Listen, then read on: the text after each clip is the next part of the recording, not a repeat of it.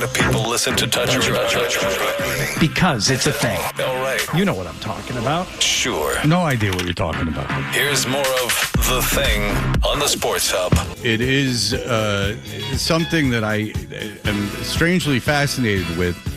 It is the fallout from the Mike Vrabel, Diana Rossini affair. It was such a brazen affair. It really is amazing that two public figures could carry on a 6-year-long romance quite publicly and get away with it for so long. And then after 6 years, just outright flippantly and aggressively deny it when confronted with it.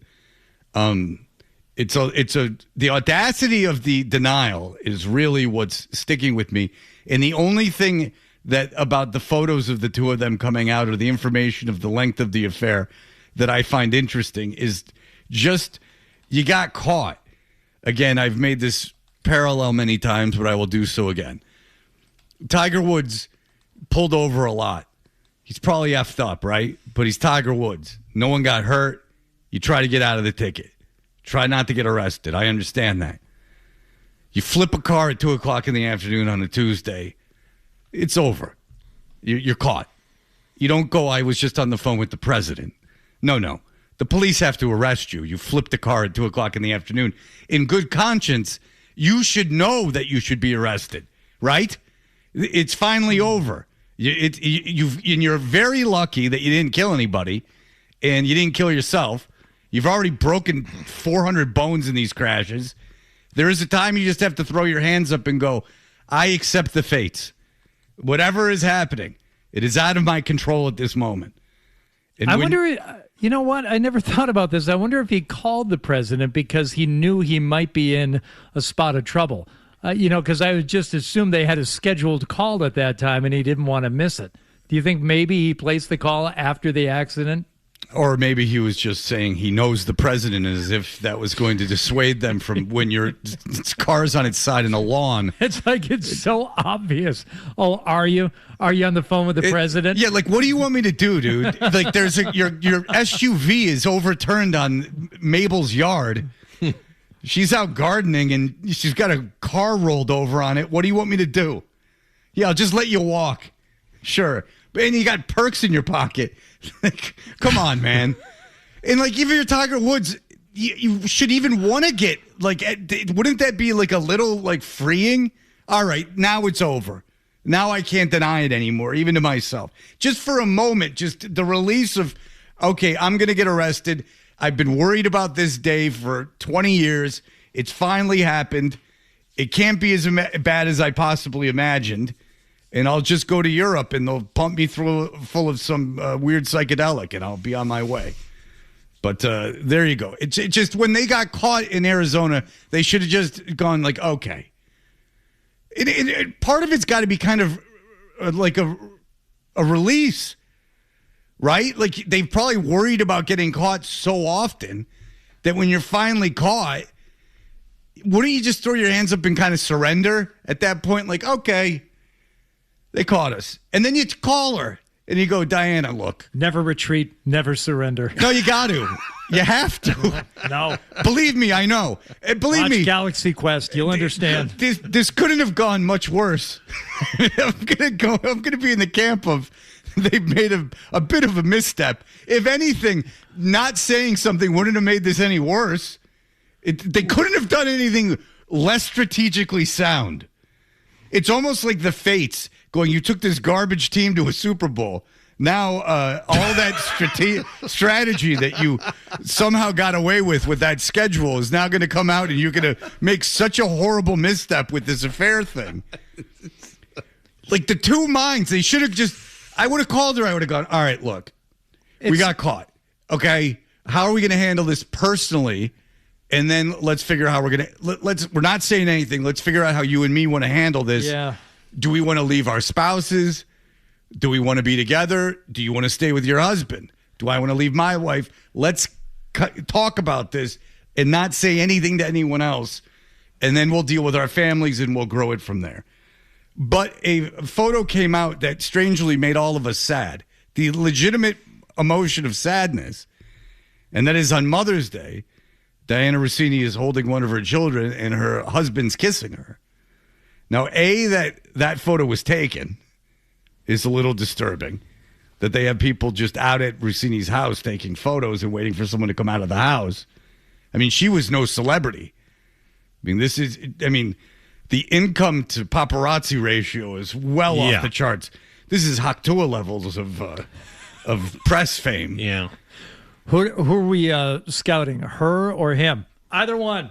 You see, he makes enough money to justify this attention. She made like $1 million, which is a lot of money, but not enough to have paparazzi in front of your house. See, I don't know if he does make all that much money. We've been over this.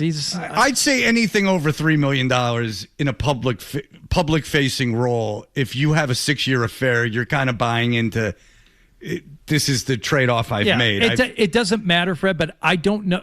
Did you read that somewhere that he's like a wealthy executive with? Oh no, I'm talking Vrabel. Yeah. Oh, okay. Yeah, no. I'm talking about Mike Vrabel. Oh yeah. No. The guy from Shake Shack doesn't deserve any of this. He's not even a public figure. Right. No. I was talking about Vrabel. No, the Shake Shack guy. When I said which one are we looking for? Are we looking for Diana or her husband? Because that is, yeah, so they should be left out of it, but and you think that you want to know what's going on, but when you see this photo, like you, Fred, it made me sad, and I didn't like it because you can't help but get caught up in this, and you just think, why the hell would you stick around? It's I can see a night of passion, and I could see forgiving a night of passion. I could easily see that. But 6 years. You really liked that guy. Like, you loved that guy.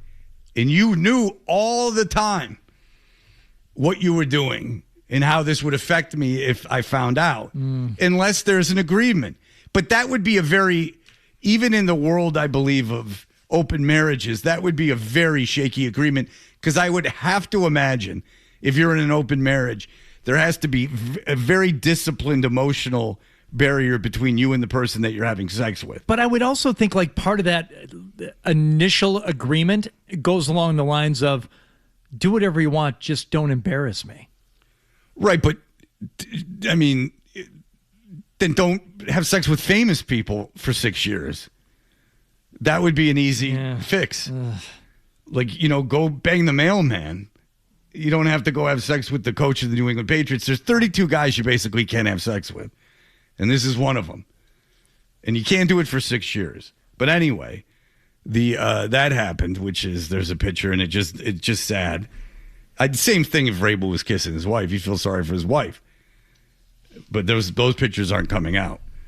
But the Patriots put up a Mother's Day post. They put up a post for Mother's Day. And so people took to social media to comment on it. And my favorite one is this. What are they supposed... This is from Justin McMahon. What are they supposed to do? Just never post anything virtuous or wholesome ever again because it's off-brand? Oh, yes, you're morally obliged by as a organization to put out a Mother's Day post. It would be very distasteful not to do that. You're going to let Mother's Day go? I forgot to call my mother. Yeah. You're going to, the Patriots don't have to post anything ever about anything. Two things on this. Pittsburgh PR guy said, I would submit there's no reason for institutional accounts to post on holidays like this unless it has a direct bearing on their brand. No one thinks, why didn't Cheerios post on Valentine's Day? That's my point, is that you have no obligation. The world ran perfectly fine without the internet and without the Patriots acknowledging any holiday. It's really completely unnecessary. In Mother's Day, what the hell? Mother's Day creation of the Hallmark Company. It's a manufactured holiday. The world existed without Mother's Day for eons and eons. You can see artifacts at museums from cultures that didn't recognize Mother's Day at all. Well, I think every day should be Mother's Day.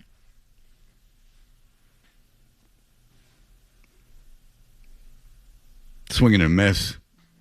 Everyone took a moment. Not helping. And nodded silently and said, well done, Hardy. All right, in Justin McMahon's defense. Yeah. So he said, what are they supposed to do? Never post anything virtuous or wholesome because it's off-brand? Someone said, it's okay to sit some things out on the internet.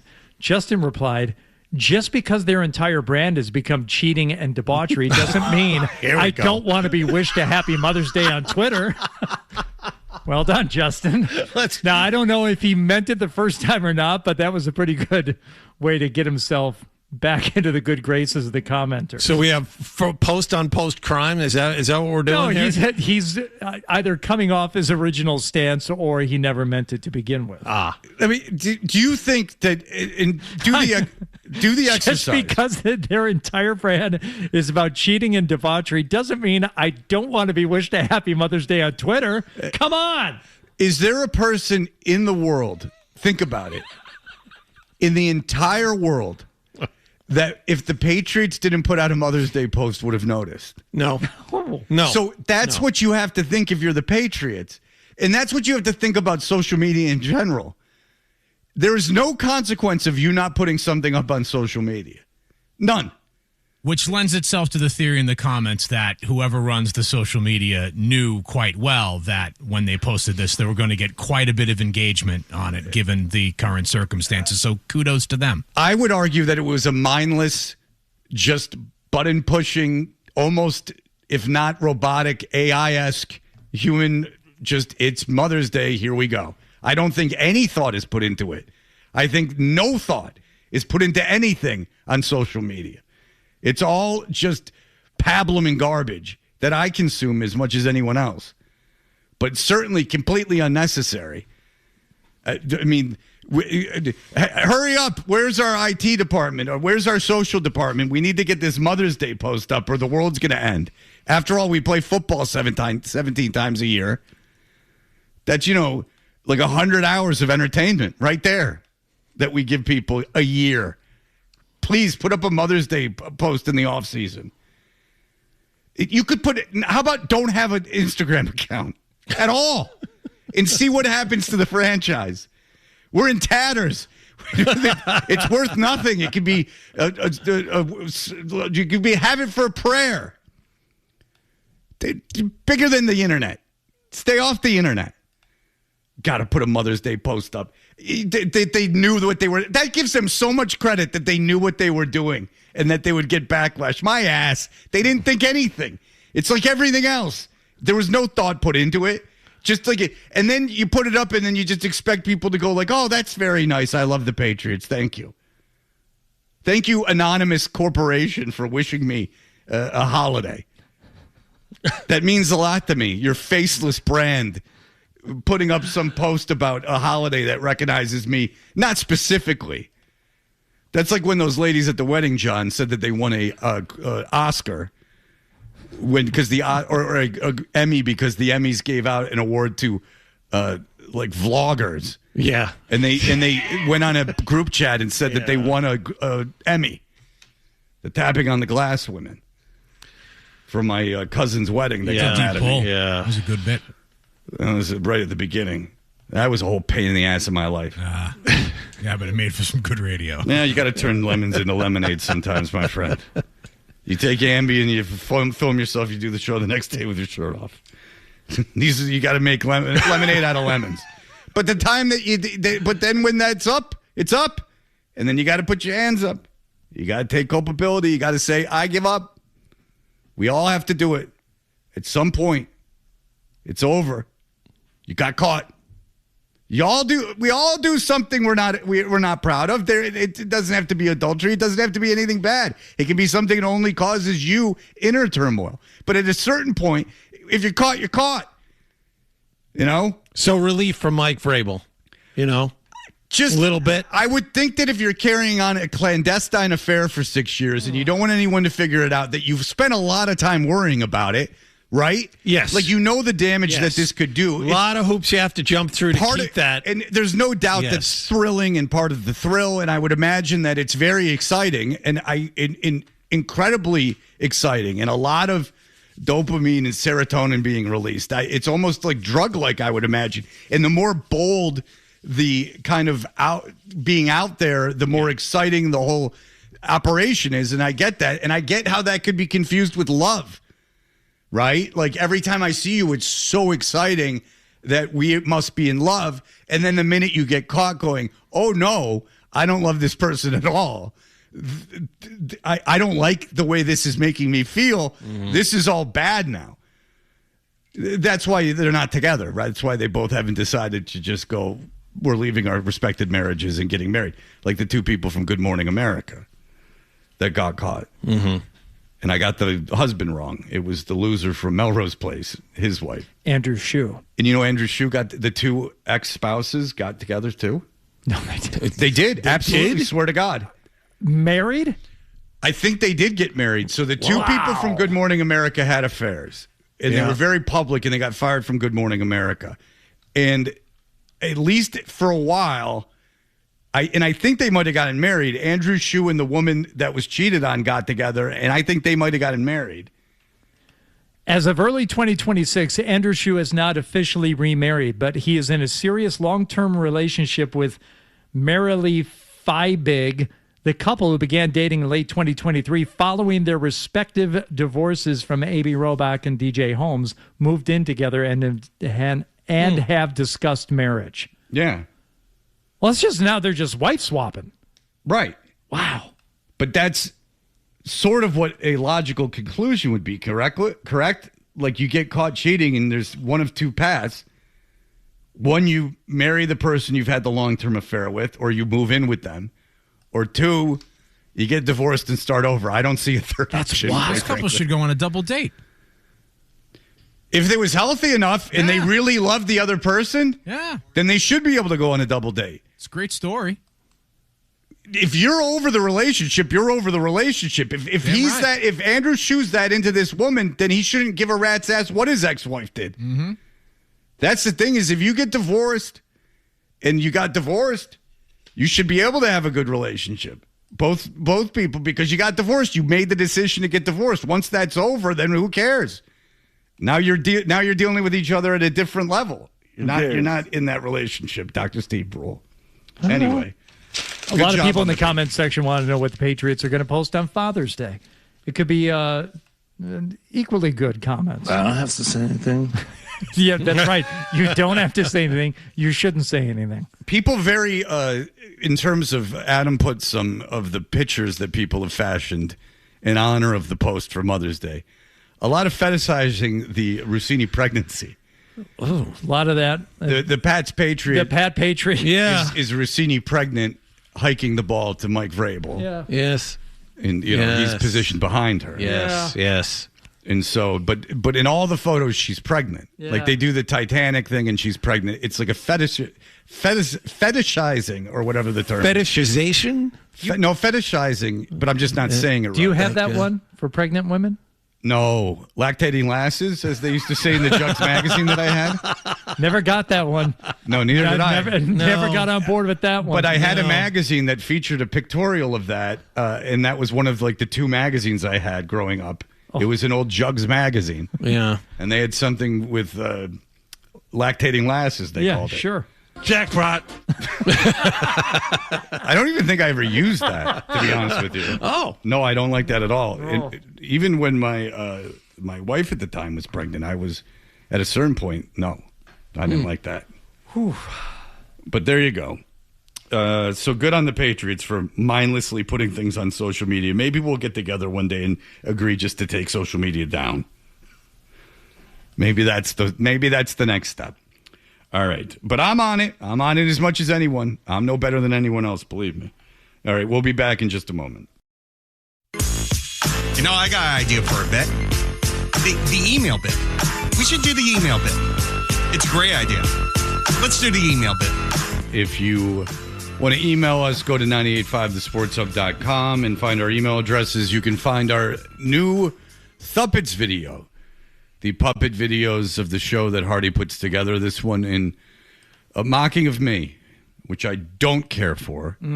But a lot of props you have to give him, Hardy. Is this the most props you've ever used in one of your videos? It's up there. It's reminiscent of the Felger and Maz asteroid that was that was hurtling toward the earth. That was many, many years The ago. Nick Baby name one. The one before this had quite a few too. It had, or two before this. This is more cinematic, though. Yeah. Thank you. That had phones and well, this one whiteboards tells and a all that. visual story. He's taken audio from the show, and he's created a visual narrative as well, including John, of course, as an eagle. brilliant. People love the Wallach puppet. That was pretty much a no-brainer. Yeah. Good instincts. Do I need to make a puppet of John? No, you don't. Yeah. They make them already. Yep. And that's the catch. Parents come up to me. But we had 3 on the brain, so now there's Nick. And we don't have a lot. He's not. How many videos is Nick going to be in? We got to use audio. Well, from the show. he was used prominently in 2 of the first 3. No, I know. It's just like you're almost forced to use Nick now. Yeah. Because we shelled out for the. Well, if he gets that puppet. if he gets that fart sensor, Oh, yeah. Yeah, where are you with that, Nicholas? Nicholas? Yeah. Where are you with the fart sensor? Maybe this is the Working new on it, video. he says, yes. right. I Nicholas! have an email. Go It's a ahead. comment, but he said, pretend this was an email. This is from Mike. He said he listens to the podcast on Spotify. He says the stream runs Hardy ads for TaskRabbit. What are the chances Hardy's using the service in a Tinder-type manner to entice blue-collar types over to skulk around over their shoulders and offer them breakfast sandwiches? Tradesman. So, Yeah. I don't know if that's blue collar if you're in the trades. Requires a bit of finesse and education. Yeah, I saw that TaskRabbit thing. I'm like, ooh, that's quite the web. Why don't you be a TaskRabbit? yes. I thought about it. That doesn't surprise me at all. No, I mean not now, but like It would years scratch from so now. many. It would scratch so many itches for you. It would fulfill your Midwestern dad's need to just put in hours of work, regardless of quality or content. You just need to be working. Well, and I was at the restaurant the other day with my parents. I did the TV. Hardy stared at me on the TV. He's over there on the TV. I'm like, what the hell's going on? He's like, why is he doing this? He's got a job and everything. He's over here on TV on a Friday night. On a Friday night. I'm like, what the hell's going on? I was out with the dinner with my parents. We're at the bar. I'm like, Jesus. I know. I'm like, what do we do? It is jarring. I'm like, the why are first we on the time news? that you see it? I'm like, why are we on? My first instinct is, why are we on the news? But it's Hardy with makeup on, earnestly know. staring at the camera. I'm I know. thinking, no makeup. That was just a Oh, healthy. really? That was just a healthy glow. it's HD is really weird because HD is like hyperhuman. You look like you had makeup on because you just look. It's like having a magnifying glass on you. The television. It's weird. We need a new platform that like intersects between this TaskRabbit and like Cameo, so people can hire Hardy for all these different. Well, Cameo doesn't interests that work, he which was has. a little bit of a negative in its direction because I, like everyone during COVID, tried Cameo and it just was impossible. So I just gave up. Well, I thought it was fine. I felt bad about it. Like taking $20 to wish somebody a happy birthday. I'm like, I'll just do it. You know, you just had- email me and I'll just do it. I didn't want to take the money after a while. You know, we had that conversation about working for yourself and like starting your own media thing. And I thought the same thing yesterday. I was like, if you have a Patreon, you're asking people just to hand you money in exchange for your content in like kind of a transactional way that's very personal. And that seems like a lot on the line, right? Like your relationship with your audience has become something that I'm not comfortable with. Mm-hmm. It's like buying a ticket to listen to you. Like when you're buying a channel, like a streaming channel, there's like a lot of stuff. It's not just you. Right. When it's a Patreon, it almost seems like a GoFundMe situation, and I'm uncomfortable with that whole thing. By the way, this email segment is powered by, and I'm very comfortable recommending Jeffrey Glassman Injury Lawyers. If you've been hurt in a car or work accident, you got to get Glassman. Don't just send an email. Call all 7s at 617-777-7777 or visit gottagetglassman.com. I got this email twice, and you guys got it too. And people ask me this occasionally. I went to see Bruno Mars in Detroit with my daughter over the weekend. I'm going to have your back on this one, but go ahead. Well, my answer is pretty simple. I asked this yesterday, but got whacked by Max. Oh, yeah, Max, Cedric Maxwell. Is the traffic at Gillette such a burden that Fred feels better to pay for flights and hotels in Detroit to see acts that are also playing Gillette? I know Gillette traffic blows, but is worth the extra cash required. Cam. Now, I could go through a whole thing about how Ford Field is indoors, and if it rains, they still put on those shows. At Ford Field, it's covered. I could go into a whole thing about how you can walk from any of these downtown hotels to Ford Field. But really, it comes down to I want to go to Detroit. And I'm not going to ask a girl to go to Detroit with me, like a female that I'm wooing to go to Detroit with me. I'm not going to say, like, that's in that book, The Sports Writer, and it's supposed to mean he's sad. He brings a girl when he covers something in Detroit. And so, like, even though I love Detroit, I'm not going to subject someone else to that. And I'm not going to ask my friends, like, hey, guys, do you want to go get hotel rooms and, like, go to Detroit with me? So my daughter wants to go see Bruno Mars. She likes Detroit because she gets to go see concerts. And I get to eat the food and be in the city that I enjoy. And that's really the bottom line. I could give you a million reasons. Well, I'll give you what my reason would be. Now, I haven't done that, but every once in a while we'll do something. We'll go see we went and saw Nate Bargatze at Foxwoods. And I bought tickets for John Mulaney specifically down the Cape, knowing that it would be easier and probably better if we just stayed overnight. If you tell me that we have tickets for a concert, specifically a concert, Fred, that I either want to go to or one of my kids do, and it's Friday night at the Garden, I'm going to dread it. Even if it's a show that I want to see, I'm like, oh, I can't believe we got to like get downtown tonight and all this stuff. But if you turn it into even just an overnight, an hour or two from here, or an easy flight to a city that you want to go to and you enjoy visiting anyway, then that event becomes something to really look forward to, and there isn't even the smallest part of you dreading having to get out of the house and go and drive. And it's like, oh no, it's part of this whole fun thing that you're doing. So I'm on board with it. And can I also say this, is that I had never been as a patron to a stadium show, a concert at a stadium, like meaning not an arena, meaning like a football stadium, until my daughter and I saw Kendrick Lamar and SZA. This is my second stadium show. I covered them for 99X, but it's going to sound douchey, but you're like, it's not fun, believe me, but you're either in the parking lot or you're backstage. Like, I'd never like consumed a concert from the crowd at a stadium. They suck. It's bad. It's there's no intimacy. It's too hollow. I'm not being a snob. This is just a fact. You can work an arena. For instance, Olivia Rodrigo is a tremendous performer, and she was great, but that seems almost self-explanatory. I'll give you the Tyler, the Creator. So I don't really care about Tyler, the Creator. I don't know anything. I knew Odd Future because I'm old, but I don't know so much about what Tyler, Creator's up to. My daughter loves him.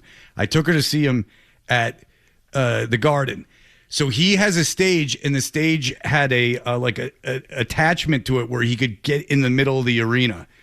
And he had this living room set up in the middle of the arena where there was a camera on him, and he would go sift through all these records, and then he would pull out one of his records, put it on a turntable, put the needle down, and then perform a song from that album. The record wasn't really playing. And it was great.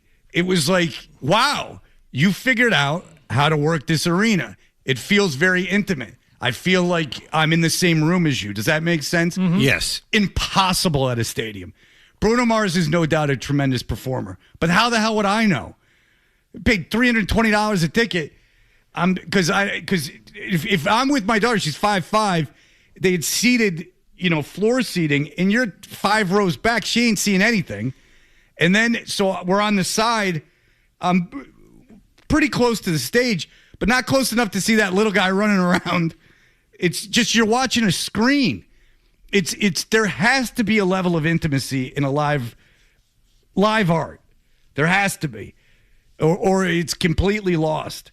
And it's got to be very challenging as a performer to know you've lost the audience. There was a portion of the Bruno Mars concert where the audience sat down because it was enough. And then at the end, I told you, he did his 2 hits that I knew, the wedding one and the Uptown Funk. And then you could tell he didn't really want to be doing those songs, but the crowd goes nuts. Yeah. Then the band leaves. Then the comes down, but he's doing an encore. And it comes up, and it's just him and an electric guitar, and he's performing a song from his new album, and the new album is sitting behind him. Audience leaves during the song. Wow. Because they had had enough. It was 2 hours for a stadium. Now, if he does that in Roadrunner, people are leaving. The people will be in their seats 20 minutes after, just praying that he comes back on stage. Yeah. But at a stadium, there's not that intimacy. And so people just were over it. They had enough. I've heard about that at Springsteen shows, too. Is that even like super big Springsteen fans at a certain point like tap out because it gets so redundant and you're just part of this sea of people. Very difficult to do. And if you found someone who played a stadium that held your attention for the whole show, you tell me who it was, because I'd be very interested to hear. Because I can tell you Kendrick Lamar and SZA didn't do it. And I can tell you Bruno Mars didn't do it, and he's a tremendous performer. Well, next time I stay for a whole show, I'll let you know. But that's Hardy's the master of taillights. Well, that's another thing about Ford Field is that I see the traffic on the streets of Detroit after those shows are over, and I'm like, oh my God. I mean, thank God. We can just walk to the hotel. Well, the vehicular homicide. I mean, there's a very good chance you're committing vehicular homicide because there's 80,000 people leaving a stadium on downtown roads. Well, you got to be careful. Yeah, not fun. I would just stick around. I would just go and I don't know what I'd do. So you can walk out of there. I was back to the hotel in 10 minutes once I left the arena. And the Shinola Hotel was a whole situation. Why was it a whole situation? It's right on Woodward, big bay windows looking out into the city. Windows? You could see through them. The whole windows in your hotel room? You cannot hide money. But you know what? But you could hear street traffic starting in the morning, that is well nice. Into the night in Detroit. So you're in the city. It was amazing. I was like, what the hell's going on? I don't know what you're saying. The first time I went back to Detroit for a game on Woodward Avenue, which is where I was staying, the Shinola Hotel didn't exist. Transformers, the movie, one of the Transformers movies was being shot downtown. The city shut down Woodward for like 3 months. There was a car. And it didn't matter. A fake car embedded into Woodward Avenue. That's the point, yeah. So they could shoot in downtown Detroit. Didn't matter. It would be like you took Beacon Street in the middle of Back Bay and shut it down for 3 months for the filming of a movie. It was ridiculous. And all of a sudden, there's people walking around like regular folk. It was a whole situation. It never ceases to amaze me. It's like living in a magic trick. It's really insane. And I know no one in the audience can relate or cares, but it's something I have to share because it's so strange. All right, we'll be back in just a moment. Here are the headlines. We know what you're thinking. What could I possibly have missed from the show? It's time for The Stack on Toucher and Hardy.